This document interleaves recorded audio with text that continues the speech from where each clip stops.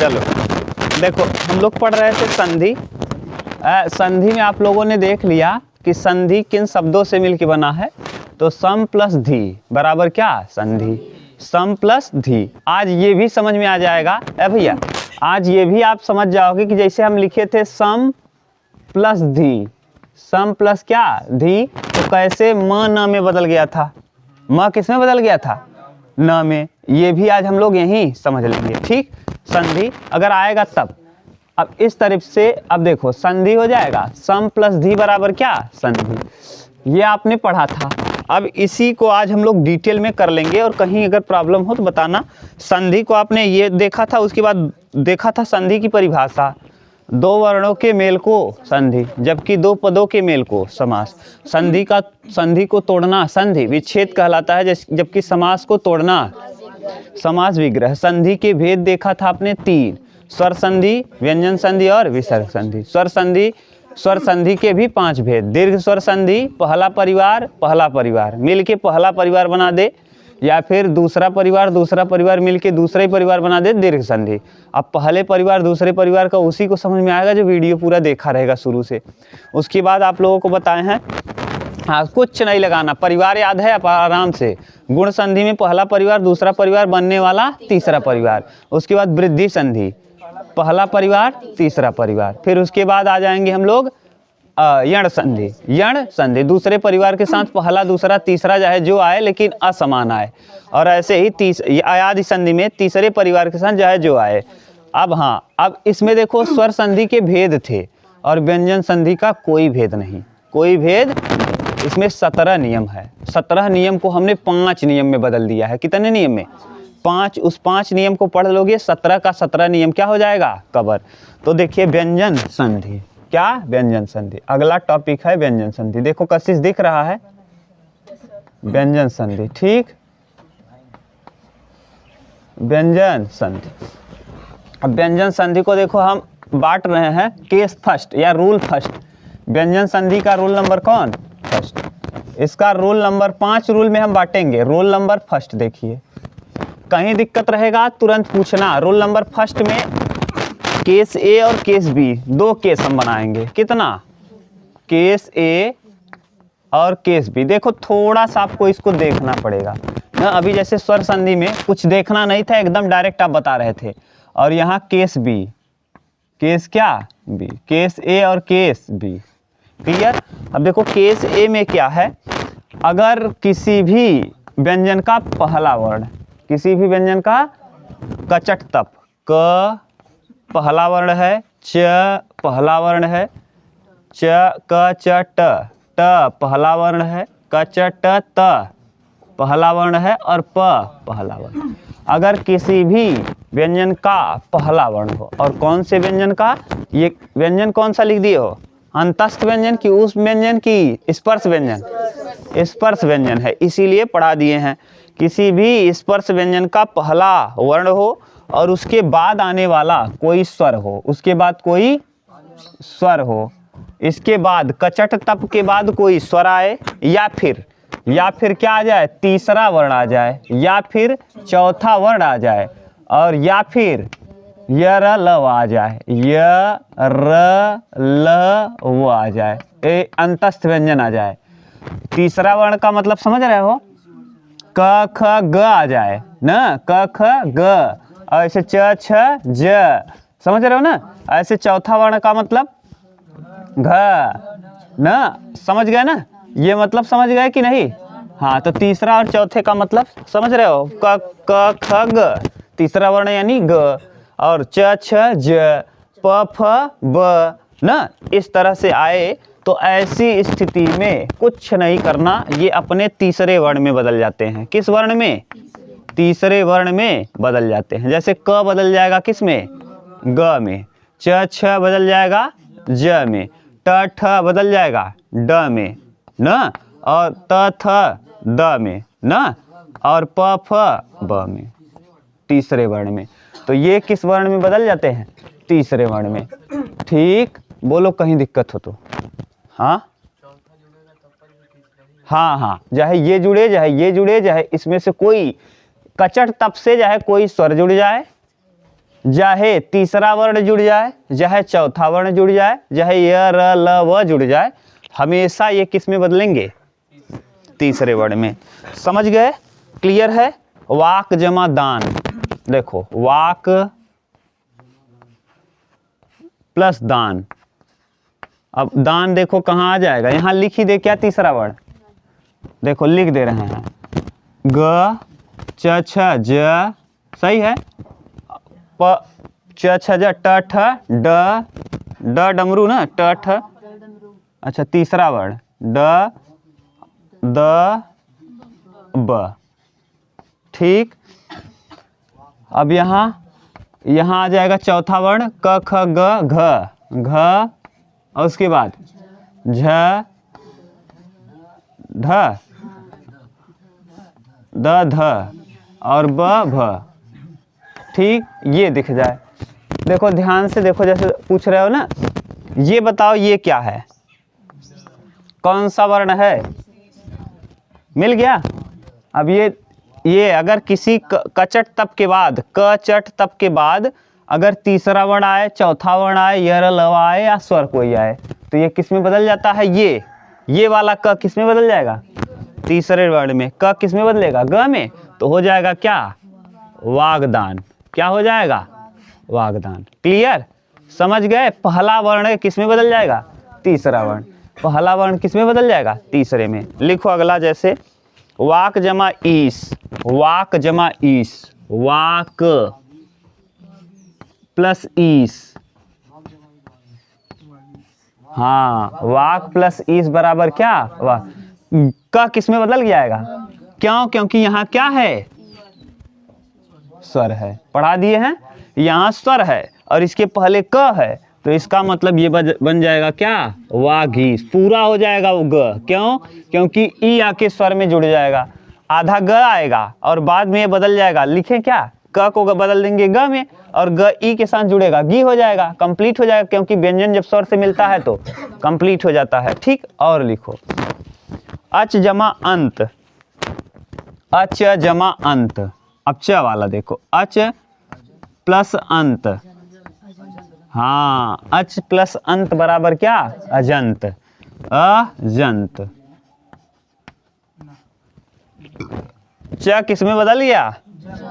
आधे ज में, और आधा ज जब अ के साथ मिलेगा तो पूरा ज हो जाएगा, अजंत। ठीक। लिखो और उत जमा घाटन, उत जमा घाटन, उत प्लस घाटन। एक खूब पूछता है, उत प्लस घाटन। अब देखो त वर्ण आया न, अभी किस में बदलेगा? द में। लेकिन उस तरफ पहले देखो कौन है? चौथा वर्ण। कौन है? घ। तो चौथा वर्ण है तो ये बदल जाएगा किस में? त बदल जाएगा तीसरे में, द में। तो लिख देंगे क्या? उद्घाटन, उद्घाटन। अब यहाँ द को आधा नहीं करना है, उद्घाटन। उद जमा घाटन बराबर क्या? उद्घाटन। बोलो कहीं दिक्कत हो तो? किसी को नहीं दिक्कत है? और बोले कि बस करें? अब दूसरा देखें हम लोग। दूसरा केस सेकेंड उतार लो तब।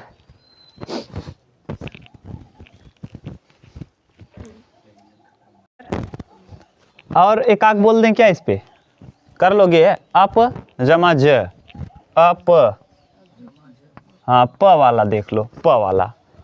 अप जमा ज, अब्ज।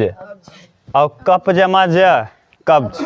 कप जमा ज बराबर कब्ज। कहते कब्ज बांध ले बा, हाँ अब्ज। कहते ना बच्चा के कब्ज बांध ले बा, अब्ज। कप जमा ज बराबर क्या? कब्ज। ठीक। कर लोगे? सट जमा आनन,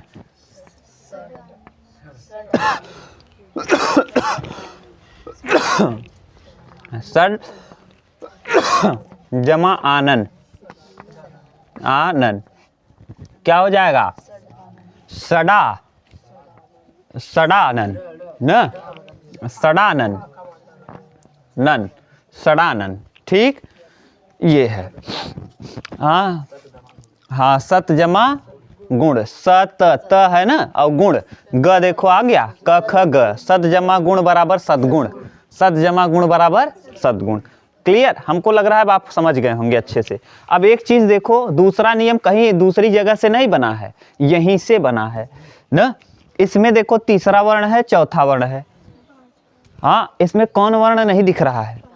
पांचवा वर्ण नहीं दिख रहा है। क्लियर? तो बस अगला नियम यही है, क च ट त और क्या प। अगर इसके बाद न पांचवा वर्ण आ जाए, कौन सा वर्ण आ जाए? पांचवा वर्ण। पांचवा वर्ण समझ रहे हो ना? अंग इय अड़ न, तो ऐसी स्थिति में ये क बदल जाता है अंग में, क बदल जाता है अंग में, च बदल जाता है इय में, च बदल जाएगा इय में, ट बदल जाएगा ट ठ ड ढ अड़ में। यही अड़ है ना, त थ द ध न और प फ व भ म। ठीक, ये इसमें बदल जाते हैं। उतारो, तब हम बोल रहे हैं ये किस में बदल जाएंगे? अंग इय अड़ न और म में। उतारो, हाँ अप जमा धी लिखो, अप जमा धी, अप जमा धी, अप जमा धी, अप जमा धी, त थ द ध न, हाँ अप में, बनाओ, हाँ अवधि, हाँ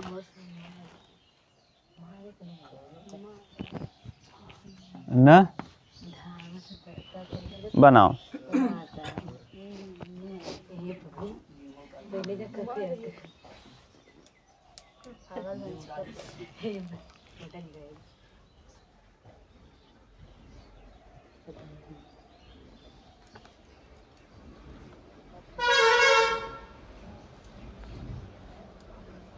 लिख लिए। वाक जमा मय, वाक जमा मय, हाँ वाक, वाक प्लस मय, हाँ वाक प्लस मय बराबर क्या? वांगमय, वांगमय, वांग, अंगम बदलेगा क्या? वांगमय, वांगमय, वांग वांगमय। ठीक, वाक जमा मय बराबर वांगमय। लिखो ऐसे ही, रुय जमा मय बराबर रुच, रुच जमा मय, रुच, रुच जमा मय बराबर, इसको काट देना, ये ज्यादा जल्दी मिलेगा नहीं, यही दोनों मिलेंगे ना। कौन? इया अड़ा और न को काट देना, न और म ज्यादा मिलेगा। रुच जमा मय बराबर च किस में बदल जाएगा?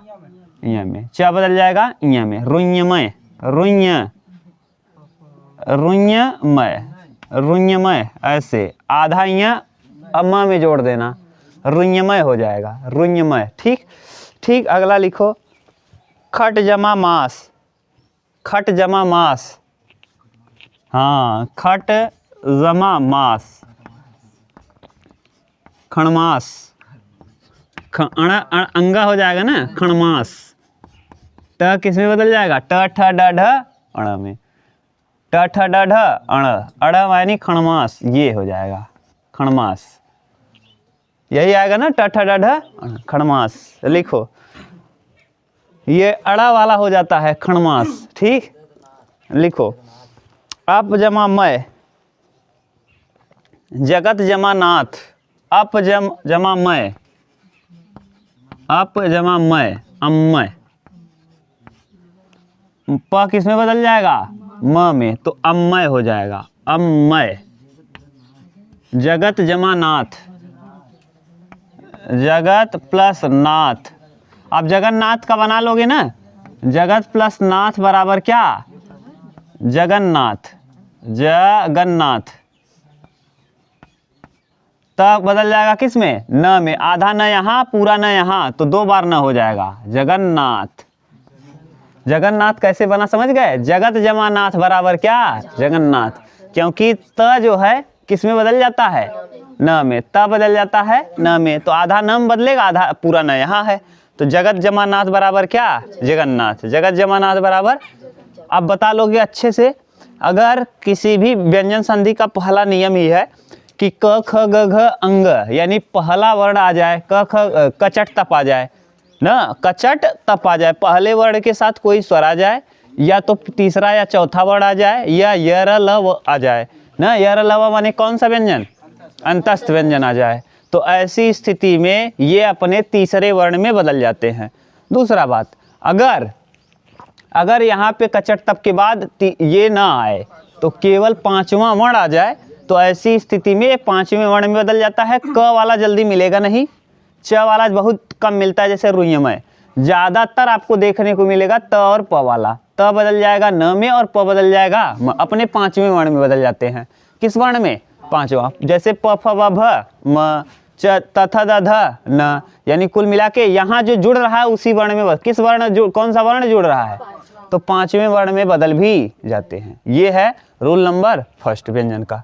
कहीं दिक्कत हो तो बताओ, किसी को दिक्कत नहीं? लिखो रूल नंबर सेकंड, व्यंजन का रूल नंबर सेकंड। और सेकंड से ही आपका क्लियर होगा कि जैसे संधि को सम प्लस धी बराबर संधि कैसे हुआ। ठीक, रूल नंबर सेकंड, व्यंजन का रूल नंबर क्या? सेकंड। सेकंड रूल नंबर देखो क्या होगा। अगर किसी वर्ण के पहले म आए, किसी वर्ण के पहले म और म के बाद क से ज्ञ तक कोई भी व्यंजन आया, लड़के बात मत करो। अगर किसी संधि में, व्यंजन संधि में प्लस के पहले म आए, लिखना हो तो लिख सकते हो। अगर किसी व्यंजन संधि में प्लस के पहले म आए और प्लस के बाद क से ज्ञ तक कुछ भी आए, तो ऐसे क से ज्ञ तक कुछ भी आए, केवल किसको छोड़कर? केवल म को, केवल म को छोड़कर। तो म हम उसमें लिख लेंगे, म को छोड़कर, म को छोड़कर, केवल म को छोड़कर। क से ज्ञ तक कुछ आए लेकिन किसको छोड़कर? म को। तो ऐसी स्थिति में ये जो म है ना, ये न में बदल जाता है। किस में? न। और ये न नहीं लिखते, बल्कि ये न किस रूप में चला जाता है? बिंदी के रूप में। किस रूप में? बिंदी के रूप में। जैसे अलम, अलम प्लस कार, पढ़ाएंगे आपको ये। अलम प्लस कार बराबर क्या? अलंकार। ये क म जो है, ये म पहले वाले के ऊपर जाके चढ़ जाएगा, ये हो जाएगा अलंकार।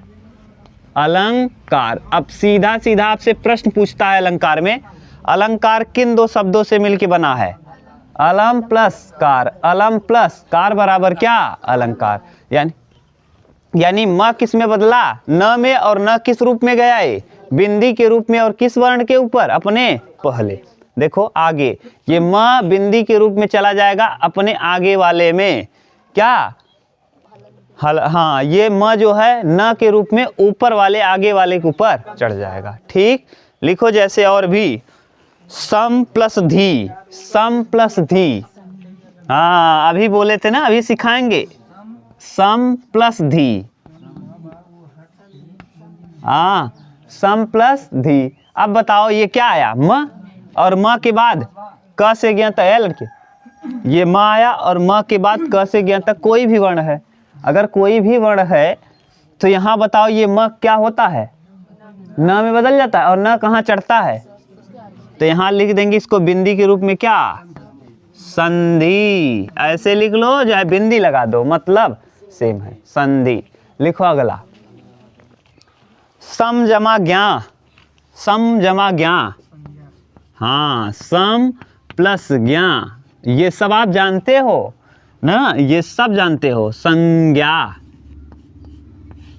संज्ञा। लिखो और लिखो, सम जमा चय। सम, हाँ बोलो बोलो, जो बोलना है बोलो।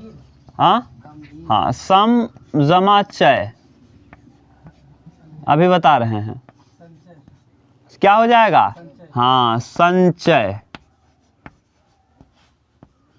गम जमा भीर, गंभीर। देखो, गम प्लस भीर क्या हो जाएगा? गंभीर। लो, सही है। म बदल गया किस में? न में। म बदल गया न में, क्योंकि देखो क से ज्ञ तक यहाँ है, भ है, समझ गए? लिखो, संजमाचय, संचय लिख लिए हो, संचय हो गया। और लिख लो, सम जमा सय, सम जमा सय, सम जमा सय, सय किस में बदल जाएगा ये? संशय, संशय। क्लियर? संशय। अब केस बी में आ जाओ। केस किस में? बी में। केस बी में क्या है? म हो और म के बाद भी म हो, म और म के बाद भी म हो, तो ये आधे म में बदल जाता है। किस में बदल जाता है?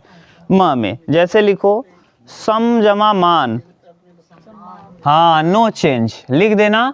यहाँ अगर म हो, प्लस के पहले म हो और प्लस के बाद म हो, देखो यहाँ केवल म नहीं था और वही म आके यहाँ, तो यहाँ नो चेंज लिख देना। कोई बदलाव नहीं, डायरेक्ट जोड़ना, नो चेंज, कोई बदलाव नहीं। जैसे सम जमा मान, सम प्लस मान बराबर क्या? सम्मान। म देखो मवई है, सम प्लस मान बराबर क्या? सम्मान। मम प्लस मी, मम्मी, मम प्लस मी बराबर क्या? लिखो अगला, सम जमा मेलन, सम जमा मोहन, सम जमा मिलन, सम जमा मेलन, सम जमा मोहन, सम्मेलन। अब तो समझ में आ रहा होगा ना? सम्मेलन, इसमें कुछ दम है नहीं। सम जमा मोहन, सम प्लस मोहन, सम्मोहन, सम्मोहन, सम जमा मिलन, सम प्लस मिलन, सम प्लस क्या? मिलन, मिलन क्या हो जाएगा? सम्मिलन, सम प्लस मिलन। देखो साथ बड़ी की मात्रा होगी क्या? बना लेना, सम प्लस मिलित, सम प्लस मिलित बराबर सम्मिलित, सम प्लस मिलित, सम प्लस मिलित क्या बन जाएगा? सम्मिलित, सम्मिलित। अब तो समझ गए कि और कराएं? समझ गए? कोई दिक्कत नहीं ना? यानी दो रूल आपने पढ़ लिया, एक क च ट तप के बाद स्वर आए, तीसरा वर्ण आए, चौथा वर्ण आए, या लव आए, तो ऐसी स्थिति में तीसरे वर्ण में बदल जाते हैं। किस वर्ण में? उसके बाद आपने दूसरा पढ़ा, कचट तप के बाद कोई पांचवा वर्ण आए तो ये अपने पांचवें वर्ण में ही बदल जाता है। दूसरा नियम आपने पढ़ा, क के बाद म के बाद अगर क से ज्ञ तक कुछ भी आए म को छोड़कर, तो ऐसी स्थिति में म न में बदल जाता है। और अगर म के बाद म ही आए तो कोई बदलाव नहीं होता, डायरेक्ट ऐसे जोड़ देते हैं। ठीक, ये दो नियम हो गए। 5 नियम को हमको 5 नियम पढ़ के पूरा निपटाना है। 2 नियम आपने पढ़ लिया। हमने ये भी कहा था कि संधि कैसे बना है ये सिखा देंगे। देखो सीख गए संधि कहाँ से है, किस नियम से, यहाँ देखो। अगला अब लिखो रूल नंबर 3, ये है सेकेंड रूल नंबर 3। चलो अब देख लो रूल नंबर कौन सा? 3, तीसरा ना जी, रूल नंबर 3। अब तीसरा रूल देखो, केवल 5 रूल में हम पूरा व्यंजन पढ़ लेंगे, घबराओ मत। रूल नंबर 3, तीसरा रूल देखो। रूल नंबर 3 क्या है? रूल नंबर 3 ये कहता है कि अगर प्लस के पहले स्वर हो, चाहे स्वर मूल रूप में हो और चाहे मात्रा रूप में हो, कोई दिक्कत नहीं। ये मूल रूप में भी दिख सकता है और ये मात्रा रूप में भी दिख सकता है। अब आपके ऊपर डिपेंड है, ये मत कहना कि सर जी स्वर यहाँ नहीं है। स्वर मूल रूप में हो चाहे मात्रा रूप में हो, और इसके बाद छ हो, छतरी वाला छ, तो ये जो प्लस है ये आधे च में बदल जाता है। ये आधे किस में बदल जाता है? च। ये प्लस वाला चिन्ह आधे च में बदल जाता है। अगर प्लस के पहले स्वर हो और प्लस के बाद छ, छतरी वाला छ हो, तो ऐसी स्थिति में चाहे प्लस के पहले चाहे स्वर जो आया है ना, हो सकता है मूल रूप आए, हो सकता है मात्रा के रूप में आए, तो आने वाला बाद में जो छ है, स्वर के प्लस के पहले स्वर हो, प्लस के बाद छतरी वाला छ हो, तो बीच वाला प्लस जो है आधे च में बदल जाता है। जैसे आ जमा छादन, आ, अभी देखो लिखोगे तब समझ में आएगा। आ प्लस छादन, बताओ जी, छादन, दन न, छादन, बताओ सही है? यहाँ आ क्या है? स्वर है, और किस रूप का है? मूल रूप का। तो आ, और यहाँ देखो छ, छतरी वाला छ आ गया, तो ये प्लस किस में बदलेगा? आधे च में। आधा च जाके उसके साथ जुड़ेगा, बोल दो क्या हो जाएगा? आच्छादन। एक उदाहरण और देख लो इसका, जिसमें स्वर मूल रूप में ना आके बल्कि कैसे आए, मात्रा रूप में आए। जैसे वी जमा छेद, वी जमा छेद। अब बताओ ध्यान से, वी जो है ये मूल रूप में आया है कि मात्रा, मात्रा। तो ये च जो प्लस है किस में बदलेगा, च में, क्योंकि प्लस के पहले स्वर है और प्लस के बाद छ है, तो आने वाला प्लस जो है च में बदल जाता है। तो ये हो जाएगा क्या, विच्छेद, विच्छेद।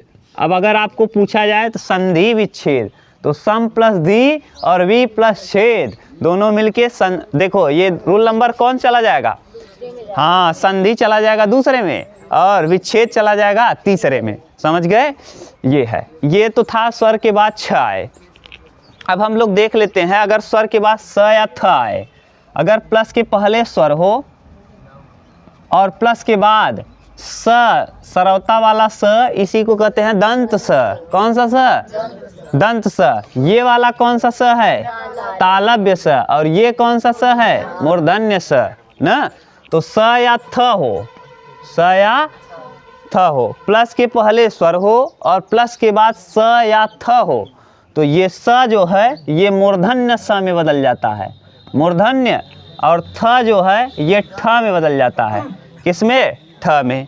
जैसे लिखो, जैसे वी जमा, लिखो वी जमा सम, वी जमा सम, पहले लिखो तब बताना, वी जमा सम। बताओ वी जमा सम बराबर, ये स किस में बदल जाएगा, स में, मूर्धन्य स में। तो ये हो जाएगा विषम, ठीक, विषम। पहला स वाला स में बदल गया। जैसे लिखो, और वी जमा सम के बाद लिखो अभी जमा सेक, अभी जमा सेक, अभी। और सही सही ये सेक होता है, ये वाला सेक, हाँ। तो ये बदल जाएगा किस में, अभी। और ये स किस में बदलता है, हाँ अभी से। अभिषेक जिसका नाम होगा ना उसको अपनी संधि विच्छेद खुद ही नहीं पता होगी। समझ गए, हाँ। अब देख लो, अभिषेक आज के बाद समझ लेना कि अभिषेक कैसे लिखा जाएगा। अगला लिखो, लिखो युधि जमा स्थिर, युधि स्थिर,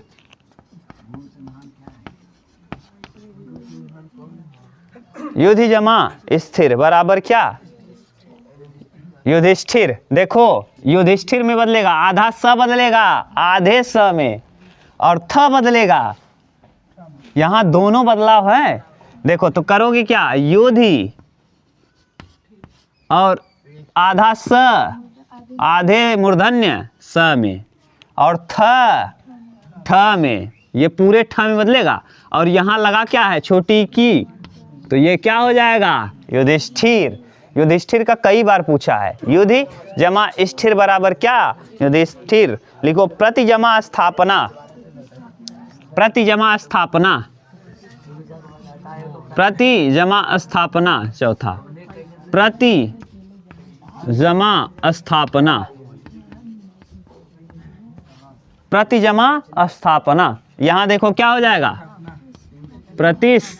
अब ये स आधे और थ में प्रतिष्ठापना, प्रतिष्ठापना। लिखो, और प्री जमा अस्त, प्री जमा अस्त, प्री जमा अस्त। बताओ, हाँ तो ये हो जाएगा पृष्ठ, पृष्ठ, ठीक, पृष्ठ। उतार लो, क्लियर हुआ। यानी कौन किस में बदल रहा है, समझ गए। अगर प्लस के पहले स्वर हो, प्लस के बाद छ हो, तो आने वाला प्लस छ में बदल जाता है। और प्लस के पहले स्वर हो, प्लस के बाद स या थ हो, तो ये स पेट फरुआ वाला ख में बदल जाता है। यानी कुल मिला के किस स में, मूर्धन्य स में, और ये ठ में बदल जाता है। देख लिए इतना उदाहरण, क्लियर है। हाँ, अब प्लस के पहले आने वाला स्वर हो सकता है मूल रूप हो सकता है मात्रा। तो ये वाले में ज़्यादा मात्रा ही दिखा, और यहाँ मूल रूप भी दिख गया और मात्रा रूप। इसीलिए यहाँ देखो स्वर में हम मूल और मात्रा नहीं लिखे हैं, क्योंकि यहाँ आने वाला स्वर देखो सब जगह मात्रा रूप है। कैसा रूप है, मात्रा रूप, ठीक। ये रूल नंबर कौन सा था? 3। रूल नंबर 3 लिखे हैं कि नहीं? हाँ। अब इसके बाद रूल नंबर 4 लिखो। Rule number 4